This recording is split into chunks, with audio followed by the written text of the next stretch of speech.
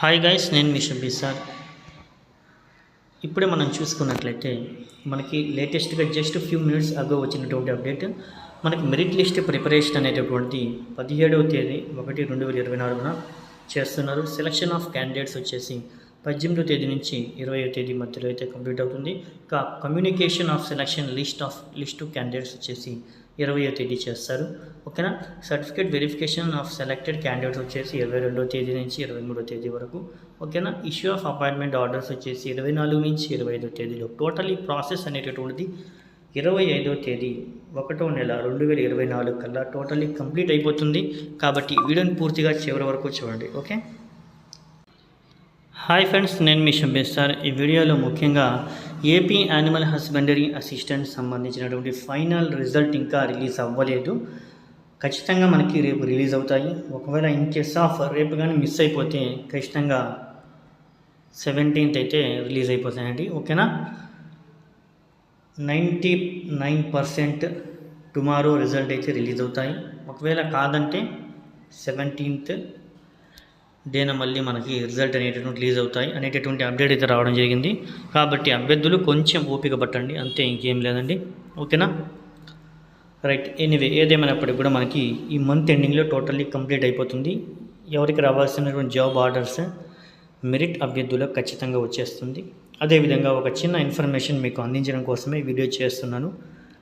కాబట్టి వీడియోని ప్రతి ఒక్కరు ఒక చిన్న లైక్ చేసి ముందు వరకు షేర్ చేయండి. మనలాంటి చాలామంది అభ్యర్థులు చాలానే ఆందోళన చెందుతున్నారు. వివిధ రకాలుగా అభ్యర్థులు గ్రూప్స్లో చాలా రకాలుగా కామెంట్స్ చేస్తూ ఉన్నారు. ఆ విధంగా చాలామంది మైండ్ అయితే డిస్టర్బ్ అవుతుంది. వాళ్ళందరి కోసము మైండ్ రిలీఫ్ కోసం వీడియో చేస్తున్నానండి నేను. ఓకేనా. రైట్ గైస్, ఇక డైరెక్ట్గా మన టాపిక్లోకి వెళ్దాం. ఎవరెవరైతే ఫేక్ సర్టిఫికేట్లు పెట్టున్నారో వాళ్ళందరి కోసం మన ఏపీ జగనన్న గవర్నమెంట్ వచ్చేసి ఆల్రెడీ స్కానర్స్ అనేటటువంటివి దింపేసింది రంగంలోకి. కాబట్టి ఆ స్కానర్స్ అనేటటువంటివి ఏవి ఫేక్, ఏవి రియల్ సర్టిఫికేట్స్ అనే దానికి సంబంధించి ఆల్మోస్ట్ ఆల్ ప్రాసెసింగ్ అయితే జరుగుతుంది. ఆ ప్రాసెసింగ్ సంబంధించింది అండి రేపు లేదా 17వ తేదీలో మనకు రిజల్ట్ అనేది ఖచ్చితంగా వచ్చేస్తుంది. ఓకేనా. అందువల్ల డిలే అవుతుంది. ఒకసారి చూసుకుందాము అవి ఏ విధంగా అనేది.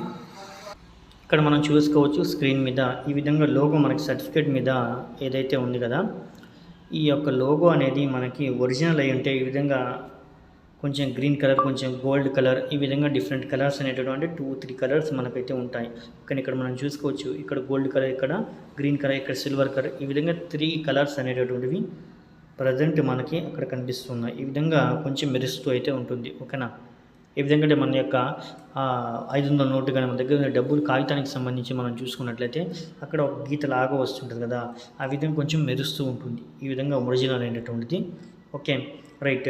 ఇక ఫేక్ మనం చూసుకున్నట్లయితేనండి, ఇక్కడ ఫేక్ అనేటటువంటిది ఈ విధంగా బ్లర్గా ఉంటుంది, కొంచెం డల్గా ఉండి ఈ విధంగా గీతలుగా ఈ విధంగా అయితే ఉంటుంది.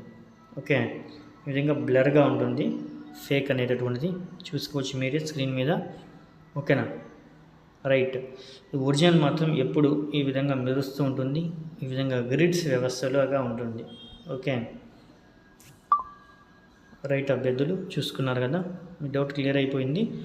ఈ విధంగా మన ఏపీ గవర్నమెంట్ వచ్చేసి ఈ విధంగా ఈ యొక్క కొత్త అడుగు అనేటటువంటి వేసింది. ఏహెచ్ఏలో అభ్యర్థుల్లో ఎవరైతే ఫేక్ అభ్యర్థులు అయితే ఉన్నారో ఫేక్ అభ్యర్థులందరినీ తొలగించి ఎవరైతే నీతి నిజాయితీగా ఒరిజినల్ సర్టిఫికేట్స్ అప్లోడ్ చేస్తున్నారో, ఎవరైతే కాలేజెస్కి వెళ్ళి ఖచ్చితంగా సర్టిఫికేట్ని గవర్నమెంట్ రూల్ పరంగా ఇంటర్మీడియట్ బోర్డు ద్వారా పొందున్నారో వాళ్ళకి మాత్రమే ఈ ఫైనల్ రిజల్ట్ కూడా అదేవిధంగా వాళ్ళకు కూడా జాబ్ అయితే వస్తుంది. ఓకే.